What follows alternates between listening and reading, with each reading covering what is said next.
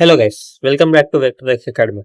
So today we are gonna solve this good question, which was given in JEE Advanced 2020 paper 1.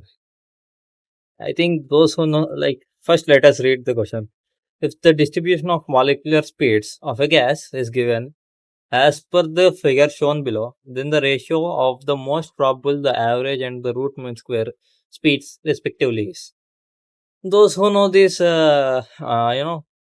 the gas, velocities, those who know about the velocities, like at least the basic knowledge of velocities, I think if they are guessing the answer, if I am not wrong, people might guess it as this. Let me change the color.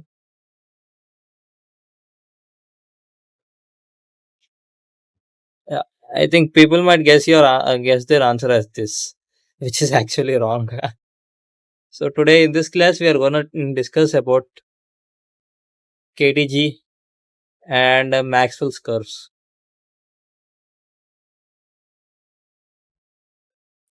Why is this answer actually wrong? We'll come in the further discussion, which I will be doing in this video. You guys will actually know. Okay. So first KTG. Its abbreviation is kinetic theory of gases. So in this, they actually made few assumptions, which are like completely wrong.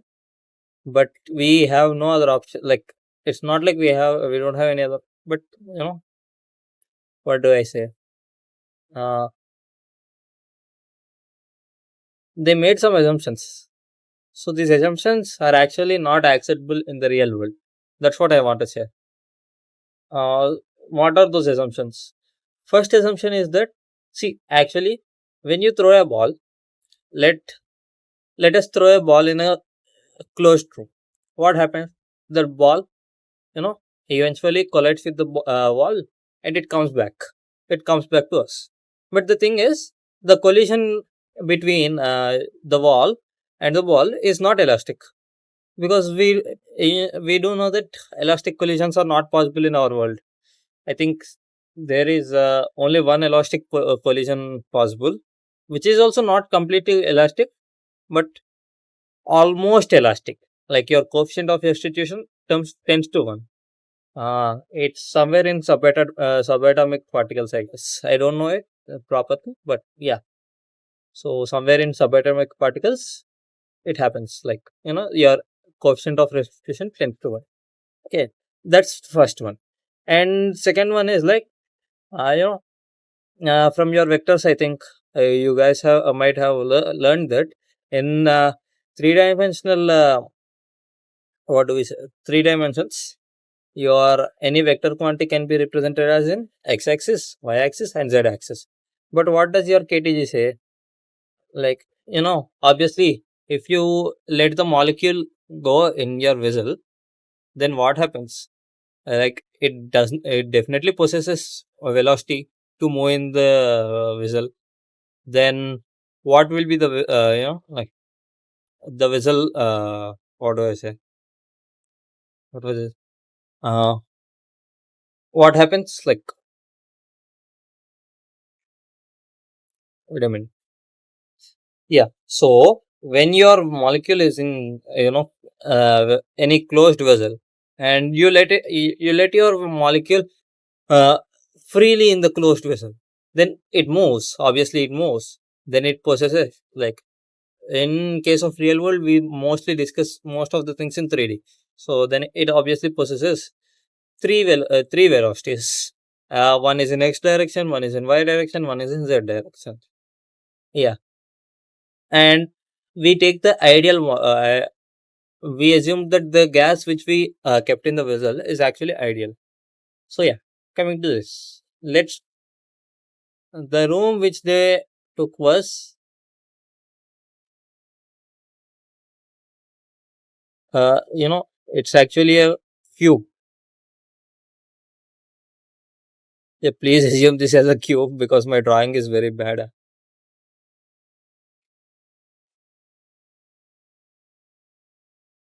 Yeah.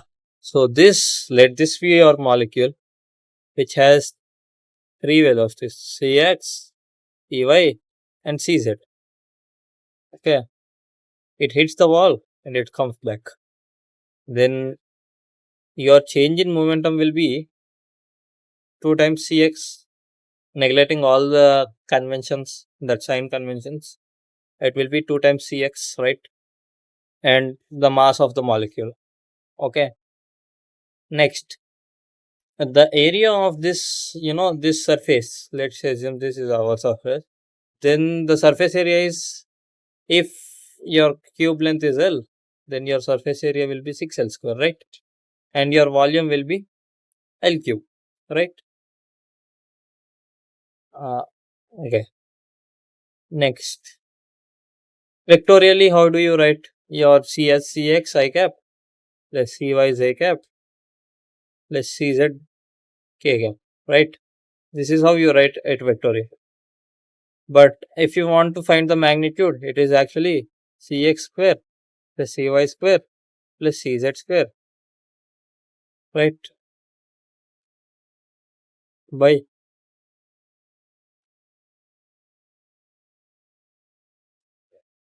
this, right?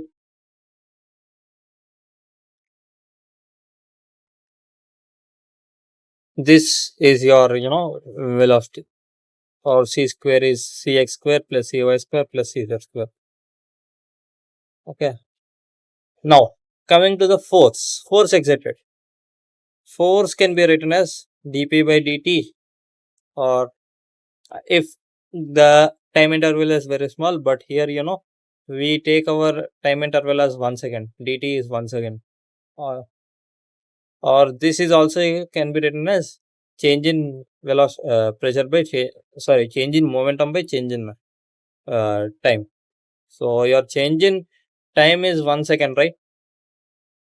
And so your force will be dp. Okay, that will be. See, normally what happens when you try to, uh, like the molecule comes back here. If you send your molecule from the one corner to another corner, the time taken will be, we know that c is equals to L by T. The total distance is 2L. Let us assume that the molecule, like only for x-axis, your molecule will be moving, then Cx, then your time will be 2L by Cx, right? This is your time.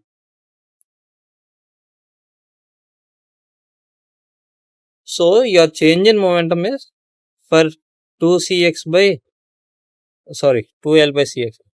My mistake.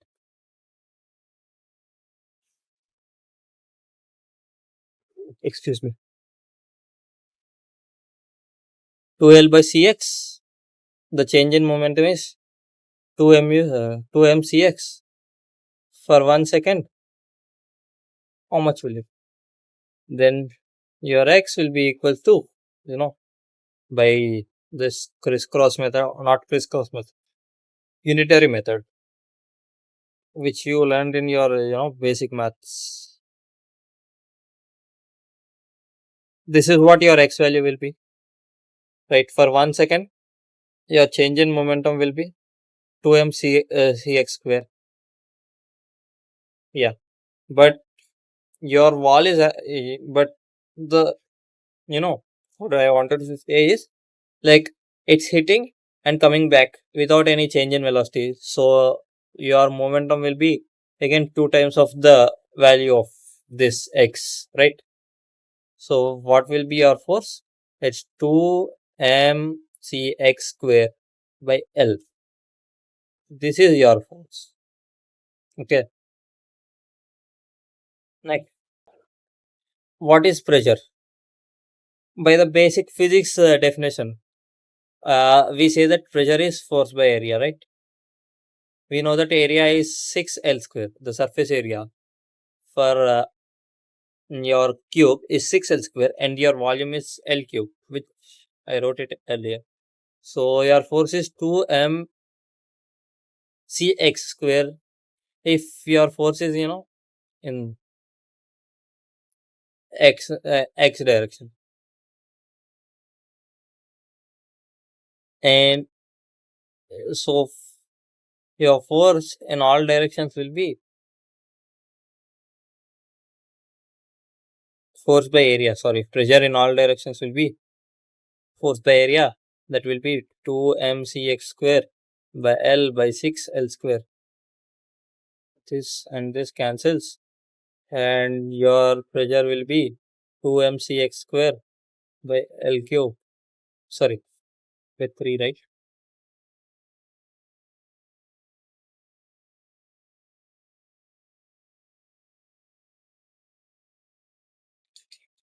So we know that your pressure is not a vector quantity, it's a scalar quantity.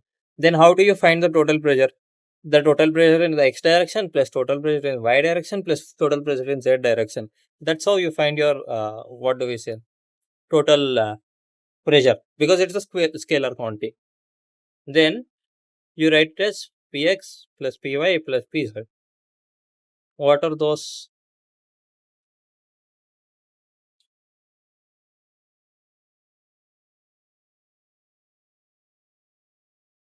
M by 3 cx square by L cube plus M by 3 cy square by 3L cube plus M by 3 cz square by L cube. You know, then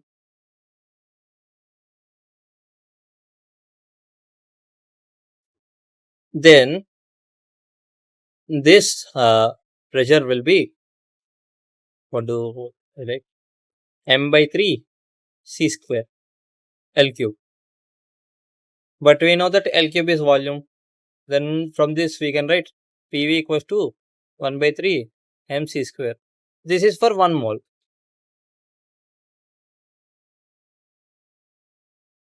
For n moles, you will write as PV equals to 1 by 3 mnc square for n moles.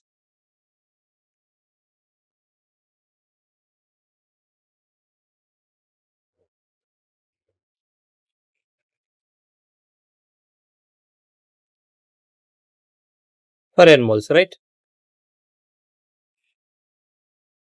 Next, yeah. So what we got, PV equals to 1 by 3 m n c square. And if you assume that your n value is 1, then PV equals to, let's multiply and divide with 2. Then what can you see? Let's not assume this value as 1. Let it be as n. Then it will be 1 by 3 m n c square, right? Which is again 1 by 2 into m c square into 2 by 3. And you know that this is your mass of your molecule, and c is your velocity. From the basic physics, you know that kinetic energy is 1 by 2 mv square. So what can you write this? This is your kinetic energy of the molecule. Okay. Or so from this we can come to a conclusion that it's 2 by 3 Ke into N. Okay.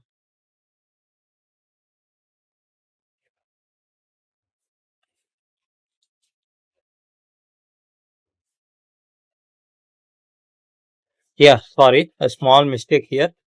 It's 2 by 3 Ke. Yeah, for N moles, right? Then you can write that your Ke equals to 3 by 2 nRT, or Ke equals to 3 by 2 PV, right? These are your values of kinetic energy. And from this you can say that your kinetic energy only depends on M, only depends on temperature. Okay, this is what the conclusion we made. So this is all about your KTG, and Next, coming to the Maxwell's curve. See, Maxwell actually made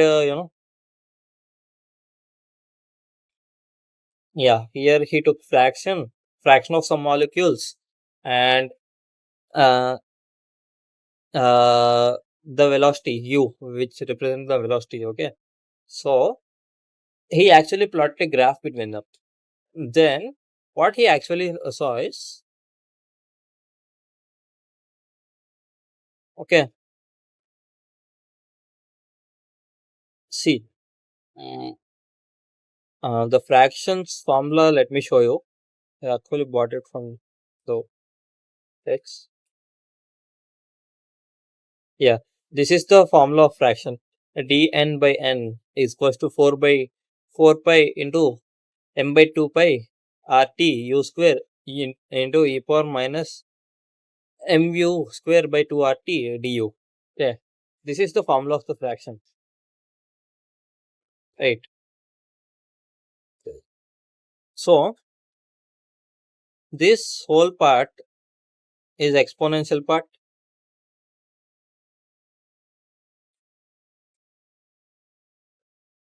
and this is a parabolic type one.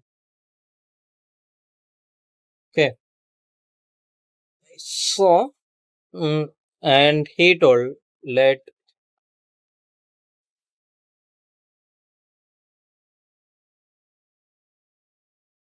so if your black area is A2 and if your A1, then he gave the conclusion that A2 is greater than A1. How do you find the area? It's quite simple, because see,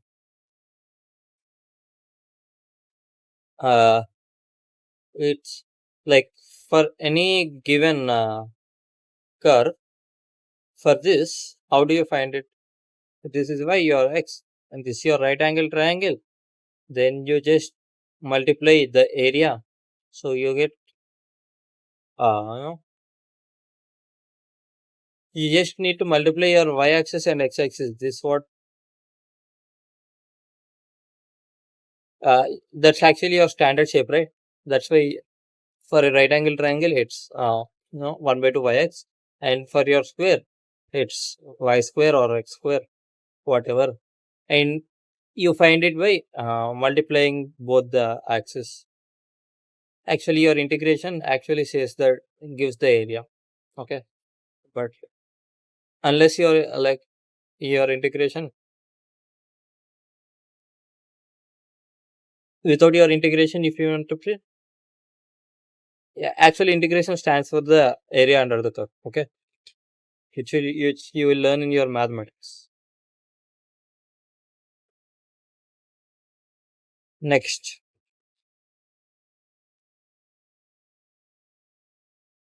okay, so here you will be having three kinds of velocities. One is average velocity. What does this mean? See, it's very simple. Just now I told you, right? In a vessel, you just release some n number of molecules. Okay. So if you release some n number of molecules, then how do you actually find the average velocity? Average velocity is C average equals to C1 plus C2 Cn by n.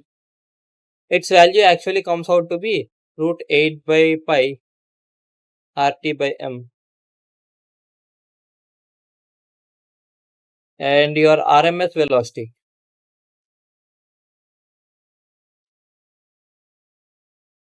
Your RMS velocity, CRMS. What does it say? It's just average of the squares and root over it. Okay. That means you will just square the like individually you square the velocity of each molecule, C1 square plus C2 square Cn square by n whole root. This is what your CRMS stands for. And your most probable velocity,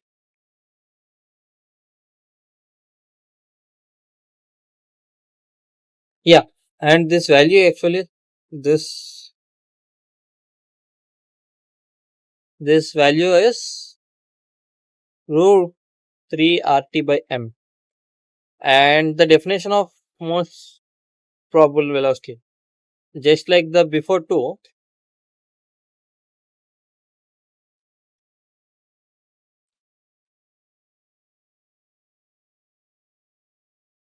the average velocity and the root mean square velocity, you can say that most probable velocity is something that which most number of molecules possess.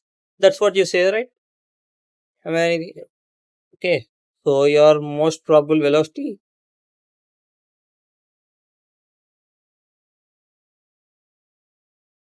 it's also given by 2 RT by M. Okay, this is how the relation actually exists. Now, see, fraction represents your number of molecules, and this is your speed, right? So let me redraw the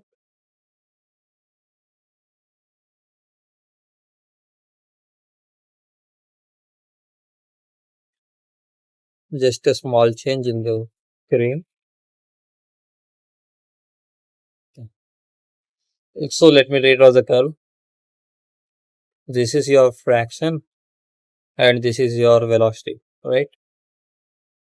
This is what I told that if this is your A1 and this is your A2, then your A2 is greater than A1, and this part is your parabolic, and this part is your exponential part. That's what just now I told you, right? Now you got to know that you as you increase your temperature, what happens, your speed also increases. Okay, I will be again showing you some pictures from uh, Ville book, you know, in which Maxwell observed uh, the curve when he changed the temperature.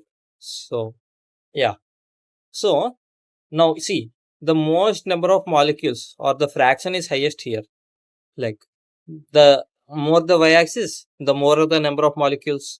That's right, because f represents the fraction, which I showed you the expression above. So this portion,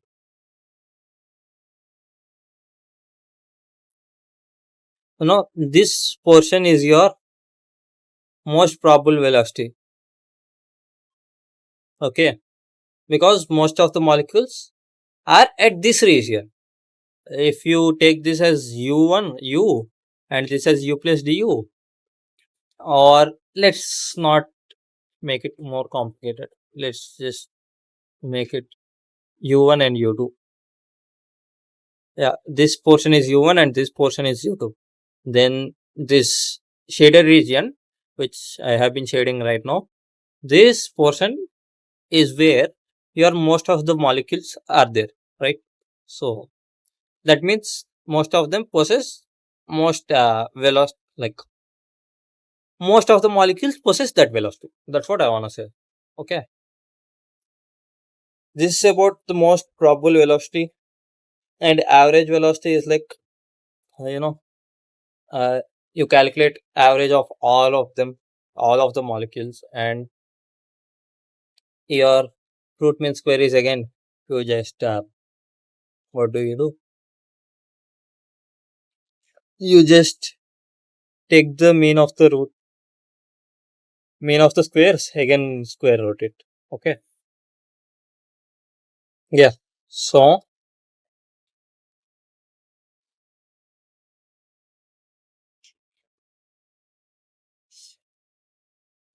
this is what I wanted to discuss about uh, the Maxwell's curves. And the only thing, did I discuss? No. So while taking the ratio of CRMS and C most probable and C average, it's 1 is to 1.2828 is to 1. Let me just see what's the actual value of the ratios. 1.128 and 224.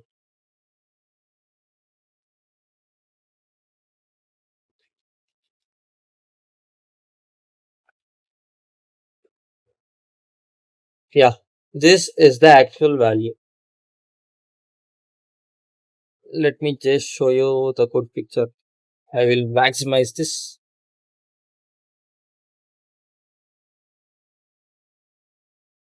Yeah. So in this good picture, you see, like here he mentioned with an arrow for 300 Kelvin and with at 800 Kelvin, right?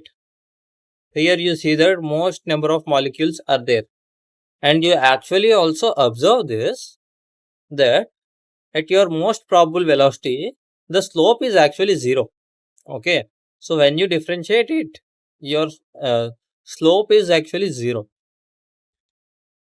That's how you actually find your most probable velocity. Okay, which these two were observed for O2, I think. These graphs are observed for O2, I guess. I don't know whether it's okay. And here, see, this is your curve for URMS, UMP, and your U average. So they three doesn't coincide. Now coming back to our question, uh, what did he say actually? He actually just told us to find the ratio. And if anybody aren't convinced that with the fact that if C is not your correct answer, I will prove it now itself. Yeah. So if see basically he in that graph you saw that this is how it was given, like with three different lines where which one represents UMP, U RMS and U average, right? But that given graph was unsymmetrical. And this actually doesn't happen. It's some ideal case, I think. As per as my knowledge, I don't think it actually happens. But by seeing this, exactly at the half, this portion and this portion, they both actually have same area. If this is A2 and this is A1, they both are actually having same area because the graph he told is symmetric here. If you observe it carefully, it's actually symmetric, right?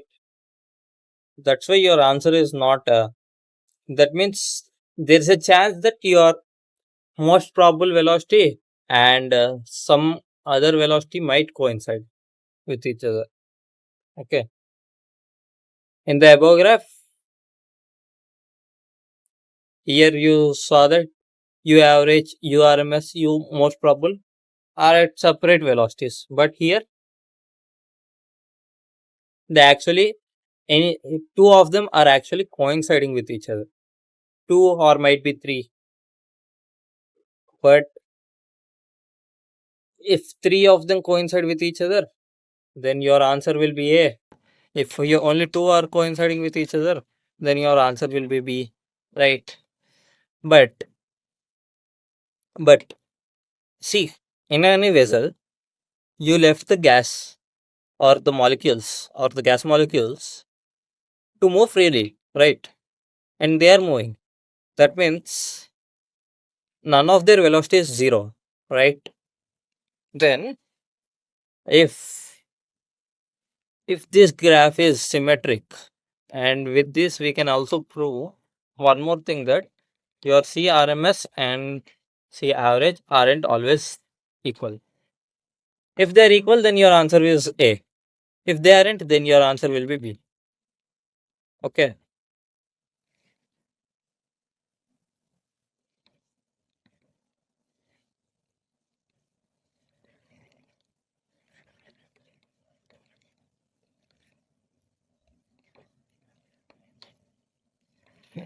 Yeah. So let me prove that your CRMS is not equal to C average. How would I prove? Let this be your closed vessel and these two be your molecules. I'm just proving this for two molecules. Right. Okay. And we discuss let this velocity be C1 and this its velocity be C2. Then your average velocity will be C1 plus C2 by 2 and your RMS velocity will be root of C1 square plus C2 square by 2. No, which is actually greater. So,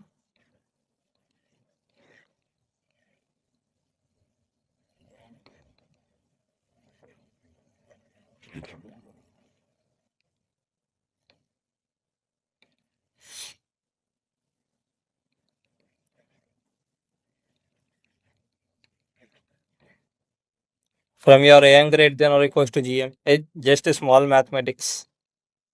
Okay, where your C1 and C2 both are greater than equals to 0.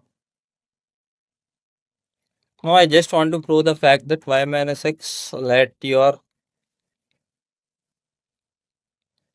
this be y and this be x is greater than or equals to 0 or sorry greater than 0 or less than 0,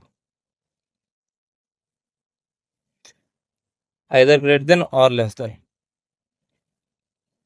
Okay,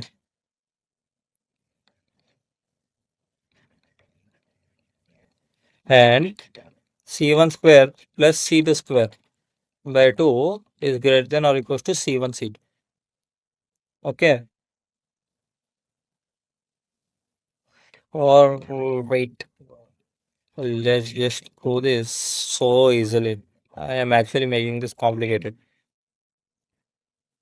Yeah,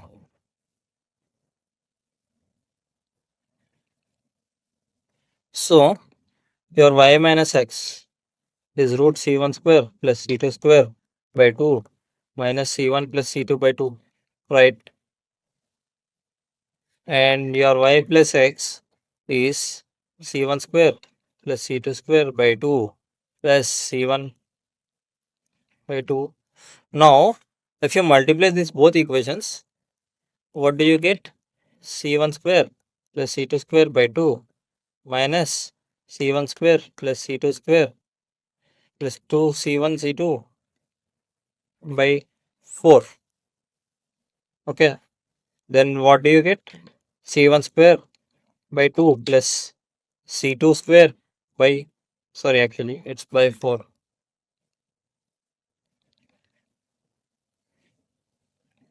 by 4 minus 2 C1 C2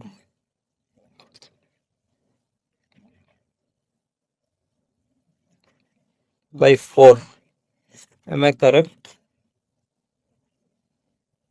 Yeah, I am.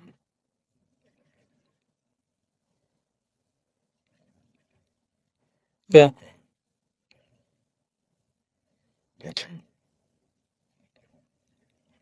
C1 by 2 whole square plus C2 by 2 whole square minus 2 times C1 by 2 C2 by 2. Okay. Then what are you getting? Your y square minus x square is C1 minus C2 by 2 whole square, which is obviously greater than or equal to 0. But the thing is, you know, uh, no two molecules actually can have the same speed. Okay, that's why your C1 is not equal to C2. Then you can say that your y square minus x square is always greater than 0. Your y is greater than x. With this, I came to a conclusion that CRMS is greater than C average. Okay,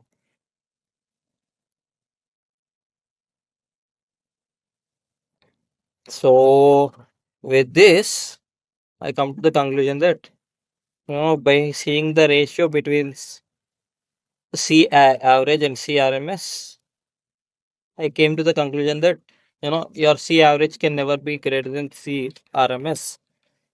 I came to the conclusion that B will be your answer. Okay.